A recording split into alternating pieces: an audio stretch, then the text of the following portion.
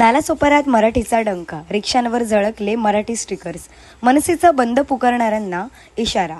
महाराष्ट्राचे परिवहन मंत्री प्रताप सरनाईक व प्रशासनाने 1 मे पासून ज्यांना मराठी बोलता येत नाही अशांचे परवाने लायसन्स रद्द करण्याचा निर्णय घेतला आहे. या निर्णयावरून शहरात 2 गट पडल्याचे चित्र असतानाच आता महाराष्ट्र नवनिर्माण सेनेने प्रत्यक्ष मैदानात उतरून आपली ताकद दाखवण्यास सुरुवात केली आहे. नालासोपारा भाग हा परप्रांतीय हिंदी भाषिक बहुल म्हणून ओळखला जातो. मात्र इथल्या मातीशी नाळ जोडलेला एक मोठा वर्ग प्रशासनाच्या मराठी निर्णयाच्या बाजूने उभा ठाकला आहे. विशेषतः नालासोपाऱ्यातील रिक्षा चालकांनी या निर्णयाचे स्वागत केले आहे.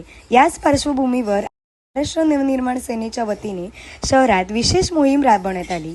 अनेक रिक्षांवर मी मराठी बोलतो, मला मराठी समजते, या माझ्या रिक्षात बसा, अशा आशयाचे स्टिकर्स लावण्यात आले आहेत. महत्त्वाचे म्हणजे अनेक हिंदी भाषिक आणि रिक्षा चालकांनी स्वतःहून स्टिकर्स आपल्या रिक्षावर लावून महाराष्ट्रात राहायचे असेल तर मराठी हवीच या भूमिकेला पाठिंबा दर्शवला आहे. आम्ही इथे अनेक वर्षांपासून राहतो. महाराष्ट्र आमची कर्मभूमी आहे. मराठी शिकण्यात आम्हाला कसलीही लाज नाही, उलट आनंदच आहे. मराठी भाषा ही राज्यभाषा आहे आणि ती येणे हे प्रत्येकाचे कर्तव्य आहे. प्रशासनाचा निर्णय नियमानुसारच आहे. कोणाच्या सांगण्यावरून जर कोणी शहर बंद करण्याचा किंवा कायदा हातात घेण्याचा प्रयत्न केला तर गाठ मनसेची असेल, असे मनसे स्टाईलने त्यांना उत्तर दिले जाईल.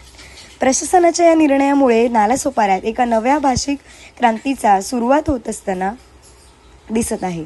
स्थानिक जनतेचा पाठिंबा आणि मनसेचा आक्रमक पवित्रा यामुळे उद्याच्या 4 तारखेच्या बंदला किती प्रतिसाद मिळतो आणि प्रशासन आपली भूमिका कशी राबवते हे पाहणे महत्त्वाचे ठरेल.